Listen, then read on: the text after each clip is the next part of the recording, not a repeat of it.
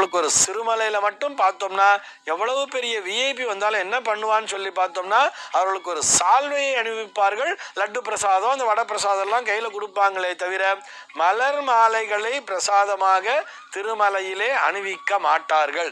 அந்த இடத்திலே பூக்கக்கூடிய மலர்கள் அனைத்தும் ஆண்டவனுக்கே அர்ப்பணம் என்பதுதான் அதற்கான அடிப்படை காரணம். இப்படி பூக்களை வைத்துக் கொண்டு செல்லும் பொழுது என்ன ஆகும்னு சொல்லி பார்த்தோம்னா கவனச்சிதறல் என்பது உண்டாகக்கூடும். இந்த கவனச்சிதறல் ஏன்னா நமக்கு திருமலையில பொறுத்த வரைக்கும் நமக்கு தெரியும், நமக்கு அந்த ஒரு செகண்ட் தான் தரிசனம்ங்கிறதே. இதை பற்றி நிறைய நமக்கு நிறைய கட்டுரைகள்லாம் நம்ம படித்திருப்போம். அதுவும் அந்த சன்னதிக்கு போற வரைக்கும் நம்ம சுவாமிகிட்ட இதை கேட்கணும் அதை கேட்கணும் இதை வேண்டணும் அதை வேண்டணும்னு நினைச்சிட்டு போயிருப்போமா. ஆனால் கிட்ட போன உடனே சன்னதி கிட்ட போன உடனேயே நம்ம என்ன வேண்டிக்கிட்டு வரணும்னு நினைச்சதே அங்க மறந்து போயிடுவோம். அந்த ஒரு க்ஷணத்துல எதுவுமே நமக்கு தோணாது. கோவிந்தா கோவிந்தா என்ற அவருடைய திருநாமத்தை சொல்லிக்கொண்டே அப்படியே நகர்ந்து வந்து விடுவோம். வெளியில வந்த பிற்பாடுதான் மறுபடியும் நமக்கு அந்த ஸ்மரணங்கிறதே வரும்.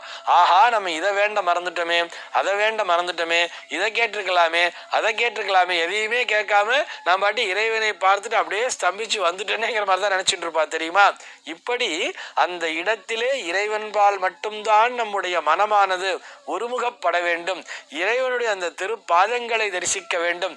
இறைவனுடைய குபேரனிடம் கடன் வாங்கிய கதை பற்றி தெரியுமா? மகாவிஷ்ணு பூமியில் வெங்கடாசலபதியாக அவதாரம் எடுத்த போது பத்மாவதி தேவியை காதலித்தார். பத்மாவதியின் தந்தை ஆகாசராஜன் தன் மகளை திருமணம் செய்து கொள்ள சீனிவாசனிடம் பெரும் தொகையை சீதனமாக கேட்டார். சீனிவாசன் அந்த சீதனத்தை கொடுக்கவும் திருமண செலவுகளை சமாளிக்கவும் நிதி தேவைப்பட்டது. அப்போது அவர் செல்வத்தின் கடவுளான குபேரனிடம் கடனாக ராமமுத்ரா நாணயங்களை கேட்டார். குபேரனும் அந்த கடனை கொடுத்தார். அதோடு இந்த கடனை பெருமாள் கலியுகம் முடியும் வரை வட்டியுடன் திருப்பி செலுத்துவார் என்றும் ஒரு ஒப்பந்தம் போடப்பட்டது. மேலும் இந்த கடனை பெருமாளுக்கு பக்தர்கள் அளிக்கும் காணிக்கைகள் மூலம் திருப்பி செலுத்துவார் என்றும் தீர்மானிக்கப்பட்டது. இந்த கதையின்படி திருப்பதி ஏழுமலையான் கோவிலுக்கு பக்தர்கள் அளிக்கும் காணிக்கைகள் பெருமாள் குபேரனுக்கு வாங்கிய கடனை திருப்பி செலுத்துவதற்கான ஒரு வழியாகவே கருதப்படுகிறது. இது கடவுள்கள் கூட தர்மம் மற்றும் கர்ம விதிகளுக்கு கட்டுப்பட்டவர்கள் என்பதையும் கடன்கள் செலுத்தப்பட வேண்டும் என்பதையும் உணர்த்துகிறது. மேலும் இது போன்ற ஆன்மீக கருத்து